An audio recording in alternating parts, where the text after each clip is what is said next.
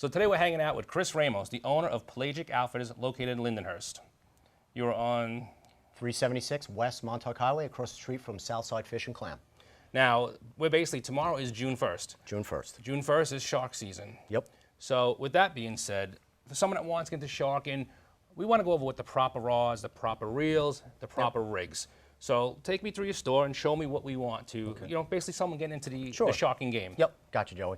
So guys who are looking for proprietary shark fishing rods, we're looking for a rod with a little firmer action and a little more power. What we're trying to eliminate is a little bit of tip action out of the rod for solid hookups and solid direction when you're fighting those fish. So I'm going to show you first here would be a traditional tuna stand-up rod. This is a 5.5 foot full roller guides with a number 2 aluminum butt. This is a typical offshore tuna fishing rod, which can double duty as a shark rod, but is not the best action for shark fishing. Very, very soft in the tip, okay, which will take a lot of pressure off of the angler, but does not put a lot of pressure or direction towards the fish. If you see this bend. Yeah, you can feel not it. Nice and soft. Nice and soft, yeah. Okay.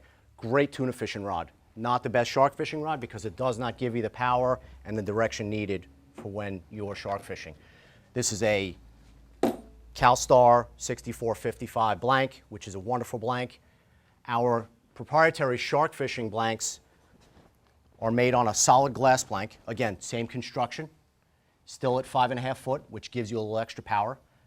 We do also in a 6 foot. 6 foot works well for guys who are fishing outboard boats, a little extra length, gives you a little tip clearance if you have to go around obstacles, wind platforms, outdrives, outboard, so on and so forth. Let's look at this 5.5 footer though. Overall, you think the 5.5 is more popular than the 6? It is, for sure. Yeah, again, what we're doing with the 5.5 footer is translating a lot of the load directly into you. The longer the lever, the more advantage the fish has. Right. The shorter the lever, the more advantage the angler has. This rod, if you want to get into it a little bit. Oh yeah, you can feel the difference Yeah, already. tremendous difference. Yeah. A lot of power in this rod. You can see I'm kind of leaning back on it. It's a good way to load that rod up. This is giving you the power on the hook set and also the power when the fish wants to change direction to keep him going where you want him to go. You always want to control the fish. You don't want the fish to control you. Rod like this, being solid glass, gives you that power to do so. So this would be a proprietary shark fishing rod that we have here to get you going in a good direction for tournament fishing and our recreational fishery. Now these rods are all custom made for your shop? Yes, they are. Okay. Yeah, so we do a line of custom rods built on CalStar, Seeker, and some proprietary glass stuff. And then we also stock top major manufacturers, Shimano, Daiwa, Phoenix, so on and so forth. So. One quick question for you. You have roller guides versus your traditional standard, I guess, Carbolite or whatever these are guides. Yeah, this is a silicone nitride insert. Silicone nitride, okay. What's the difference? Like, why are you going to go with a roller versus the silicone guide? Okay, the trend 30 years ago when stand-up fishing got popular was a full ring guide rod. Silicon carbide inserts were kind of first hit the scene when Sabre back in the day started building stand-up rods, which was a West Coast influence, made its way here. One thing that ring-guided rods don't do is reduce friction. So you will have a little bit more friction with the ring guide rod.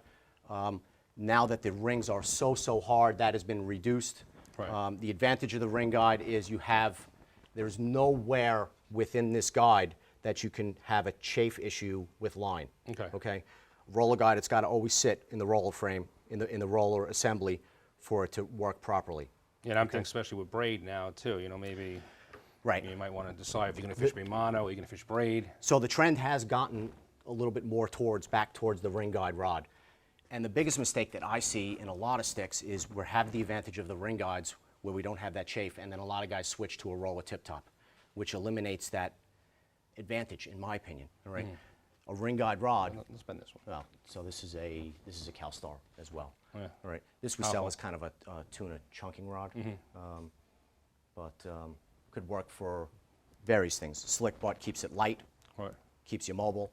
So now the ring guides, like I said, nowhere within this ring do you have a chafe issue with the line, okay? Which gives you the ability to pitch baits, which gives you the ability to, hey, I got an obstacle, I can go ahead and put this rod in the water. So when you build a ring guide rod and you put a roller top on it, you eliminate that advantage that you have. Yeah, So defeats the purpose, kind of. my feel, you build a ring guide rod, you leave it all rings. Sure. Gives you that ability, boat side, to do what you want. If you need to pitch a bait, you got that full ring at the top, do whatever you need to do. Gotcha. All right, so my suggestion, ring guide or full rollers. Rollers are going to work better, very heavy loads, obviously because there's moving parts, reduces friction. Ring guides give you some flexibility across the board. Excellent. All right, now with that, we'll pair it up with reels. So, we'll take a walk over to reels and we'll check out some reels. Yep, Mikey's in the back, I think doing something right now. All right. So now we spoke about the rods. We know the difference between the two. So now let's talk reels, and then let's talk the tackle at the end. Gotcha. All right. So this is the new International from Penn. It's the 50 VI, so it's the 6th generation of the International VISW, 2-speed. That's low gear, high gear. This reel is spooled with 550 yards of 130-pound hollow core on the back, loop-to-loop connection with 150 yards of 100-pound mono. Okay. Okay. On the tag end of the mono, we've spliced the second loop. Hollow core spectra. So the monofilament is inserted into the hollow core about 3 feet, leaving us a loop at the end of 130-pound spectra for a loop-to-loop connection.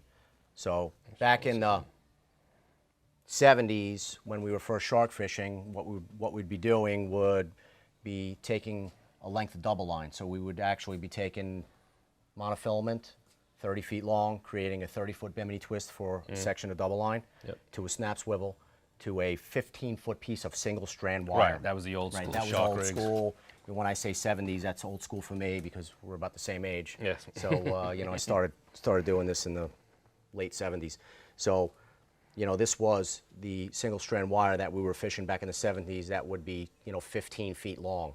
And we weren't using circle hooks back And then no, either. we weren't using circle hooks either. So We it just was standing just flat out mustad, J hooks. hook, yep. So the new systems. No more double line. We've created a second loop at our tag end, and we're going to attach a shark wind-on leader. Mike just finished one up here on the bench. Yep, so this is a 400-pound monofilament with the same concept. We've inserted it inside, whipped it closed with our connection that we do here at the shop. And that, hold on, let's show that 1 second. That's your serve knot you're talking about right Yep. there. So you can see how that just levels everything. That's going to hold everything in place, and that is so low profile. You're not getting snagged up on anything with that. Sure, and that's allowing it to run through the guides and your ring guides and roller guides smoothly. So what we do with this now is we'll make a loop-to-loop connection instead of using those long pieces of cable. We're going to use monofilament. It's going to give us a little bit better presentation in the water with our baits, especially when we're running live baits. What this also does is it allows us to kind of eliminate a leader man, you'd say, right? Sure. Giving you the option to reel this all the way up to the weighted Swivel. barrel swivel that we like to crimp on here.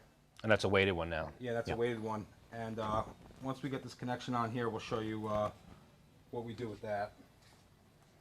So you're basically eliminating a whole man out of the whole scenario Correct, right now. yeah. It's just something, especially on the center consoles, when you could bring it right up to that swivel, and your business end is your 6 Sure. feet of, say you're The single using number strand. 14, number 14 wire. You haywire right to this and your hook. Yeah. And now I could just walk right up the back as you come next to Sure, me. it's a lot and easier. Yeah, sure. The fish isn't 15 feet away, and someone's going to take that single Correct, strand yeah. wire and bring it in. Especially if there's some guys that really, get in the way more than help on the boat and Sure. stuff like that. It eliminates that as well. So we splice our loops here so we can open them up. Okay. So that loop went from 3 inches to a 9-inch loop. So what we're basically going to do on a loop-to-loop connection is wind on leader, tag end We're going to go through twice on this. once, And what we're doing is creating what's called a cat's paw connection. twice. And then, with that said, you always want to keep that loop open. You can use anything that's on the boat that's going to be easier for you. I'll hold that for you guys. Thanks. And then we're taking the slack out of either end of the loop.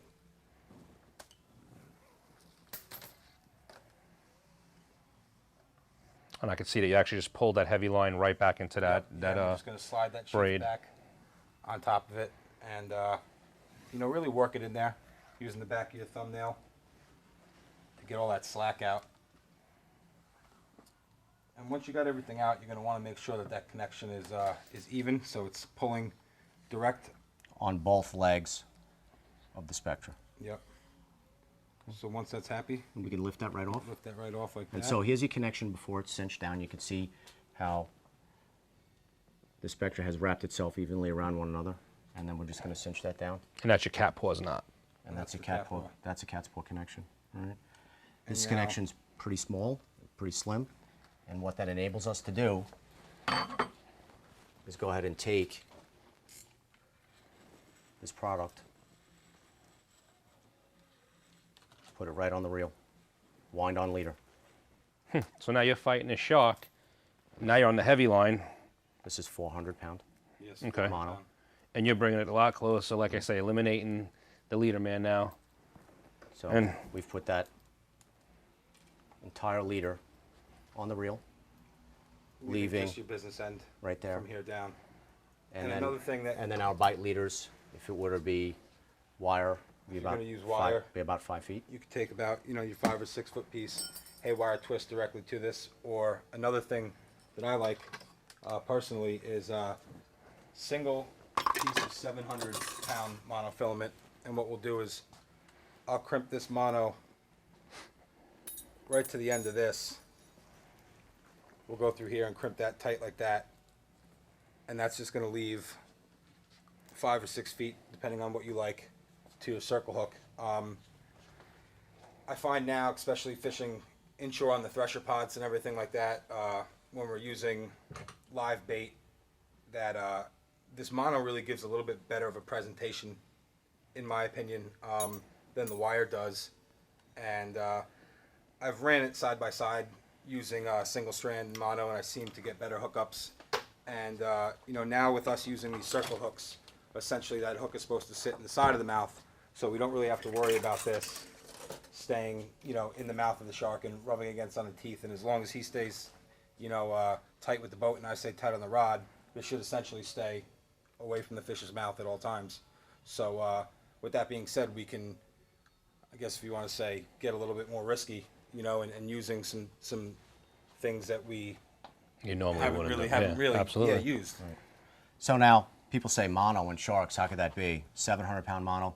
This is what longline sets have been set with forever, and they're catching sharks that are hanging on these days. sets for days. All right. So very effective. Circle hook. You know, right in the corner of the mouth. The mono's going to stay out of the mouth as long as you keep direction on that fish. Even if it's a mako, as long as you keep direction on that fish, you're going to land that fish. Hookups are double with mono all the way through than with wire and cable. So just From personal experience, I can Little. say that Yeah. 100%.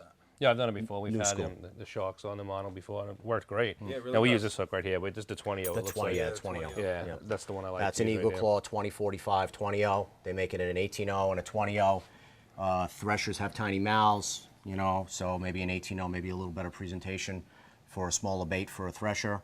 20-0 is definitely a mako hook, especially nowadays with the 83-inch regulation. Absolutely.